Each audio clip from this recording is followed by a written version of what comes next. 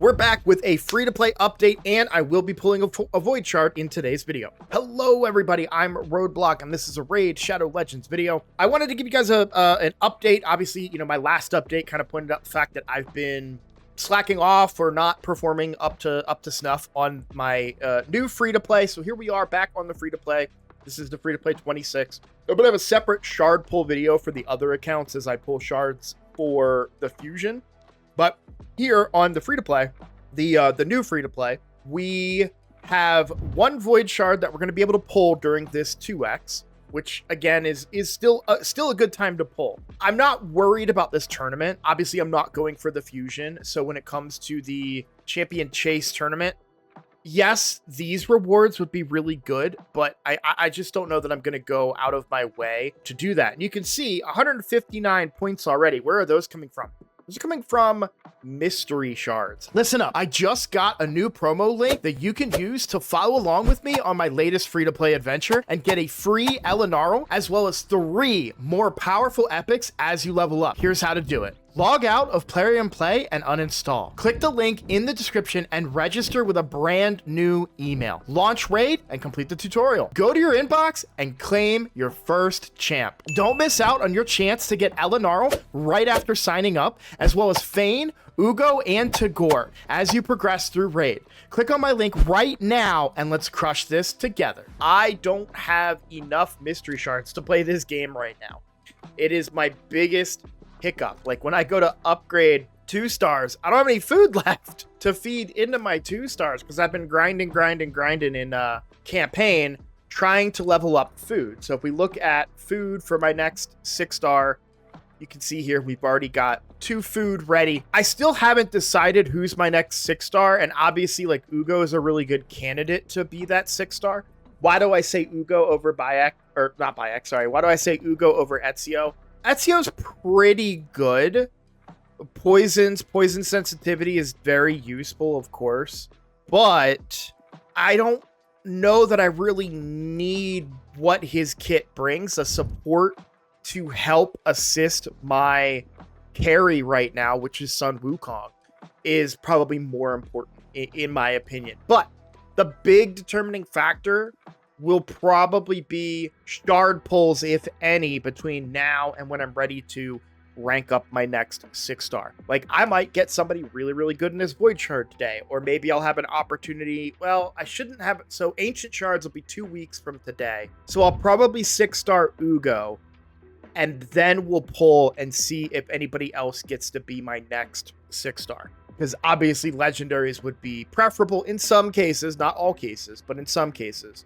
But I think getting Uugo to 6 stars can be very beneficial for me, because Uugo, again, is somebody that I'm going to use well into the late game into Hydra. It really doesn't hurt me at all to 6-star Uugo now, because we know that we're going to use Uugo later.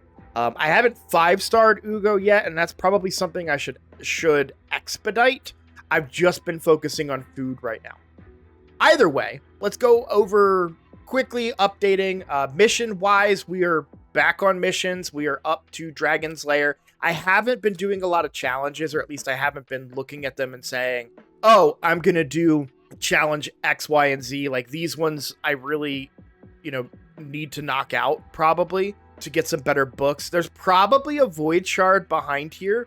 I just need to take the time to do these. The one mistake I made by not playing when I did not play is that now those dungeons are no longer permanently open, so I have to kind of deal with the rotation limitations in order to complete those challenges. So for magic affinity on the dungeon challenge, I've already completed that. So it's Void Keep, which is about to open, so I should probably knock these out. Force Keep and Spirit Keep. So if I can knock those out, that'll be really good. Nothing new as far as champions. You'll notice too that I ended up leveling them because I can always get more armigers later, and I ran out of stuff to level because I ran out of mystery shards. But one way that I want to fix this mystery shard gap is, and this is like really early game stuff here. Let me find.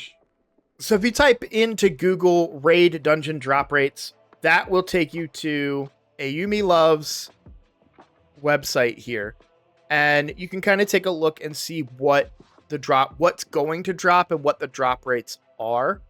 So the dungeon loot table and drop rates, you can see we get mystery shards up until stage 15.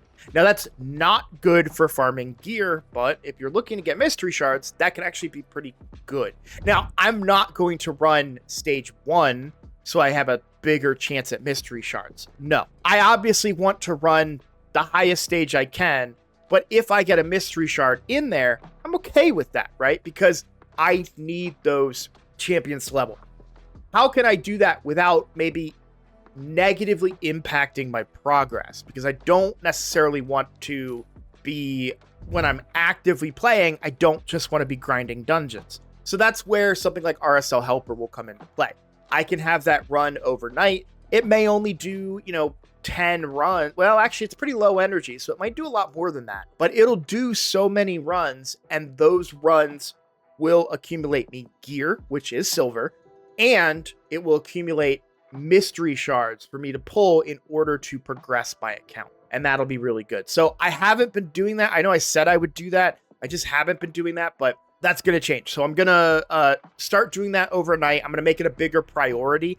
At the time, I was like, I don't care about gear. I want to go to bed. I don't want to set that up right now. It's not hard to set up. I just didn't want to take the couple minutes. I was like, oh, it's bedtime. I got to go. But I will take that extra 2 minutes, set it up, and then go to bed. That way I can come back and hopefully have not only a bunch of mystery shards, but also some good gear, potentially, because I am able to get some 5-star pieces of gear these days. So that is the game plan. We will do it on Dragon, because Dragon is probably my best dungeon. We're at stage 12. Stage 13 would be better, but we're just a little weak for stage 13. I feel like my team doesn't quite die at stage 12, but they get close. Getting Uugo leveled up would probably put us over the edge, because we'd have healing to help us out. Like, more effective healing, I should say. We have healing now because Uugo's in the team, just not effective. Yeah, that's kind of my game plan, is to make sure I'm running that overnight. It's going to get me silver. It's going to get me mystery shards to potentially pull. And I say silver in form of sellable gear. And then there's a chance that I do get a good 5-star piece of gear. And we have had a few good 5-star pieces of gear dropping. We just take a look at rank and rarity, 5 to 6-star pieces of gear. Some decent ones in here. I actually like this weapon a little bit. It's got some speed on it. That could be good for a support that you're looking to self-heal. These boots are incredible. I can't wait to put these on somebody as part of a Savage set. In fact, it's very possible that we might be able to replace something once those get leveled on Wukong to get us closer. Nope, we're already 103%. So, but I like these boots quite a bit. I wish they had attack, but they've got defense. So, we'll see what we pull, right? And then we got a few other 5-star pieces. You can see these are ones falling out of dungeons. Even the curing set's awful. Never mind. I just haven't been selling those. That's a lot of silver, though, because shields sell for a little bit more. We got some resilience. We got some perception. And then lethal, I think it's behind my head here. No, it's good. Not. Okay. So this is what we got from the recent, not the chase hub, the reward calendar. We had 2 pieces of lethal. Now, the boots were not speed. I happened to have a way to re-roll them. I re-rolled them and still got flat stats. I had flat HP, and then I re-rolled it into flat defense, so I sold it because it's not going to be useful for the account. So, and I can't complete the set anyways, but it's really nice to have a piece of lethal gear for the future for sure. So that's accuracy, crit damage, crit rate. Not bad for a lethal piece. Hopefully it rolls speed would be pretty nice. So on that 4th slot. But that is where we kind of are at right now. As far as clan boss, my clan has been doing a really good job of killing hard and normal. So I did go ahead and use 2 keys in normal today so I can guarantee the maximum chest, because I put 3 keys into hard. I forgot my 4th key and I wasn't able to really progress there. So I want to do 2 keys in normal to get double normal chest, 1 key into easy to get 1 chest, because no one else is going to do easy, and then put that extra key into hard if I can remember. So yeah, that is kind of it. That's kind of the progress. Let's get to the good part now. Since you sat through all of that, we're going to pull the void shard. And I say good part. This is going to be a rare, right? We all know that. But could be an epic. That'd be really cool. And if it was a legendary, it would just be like... So without further ado, here we go. Yeah.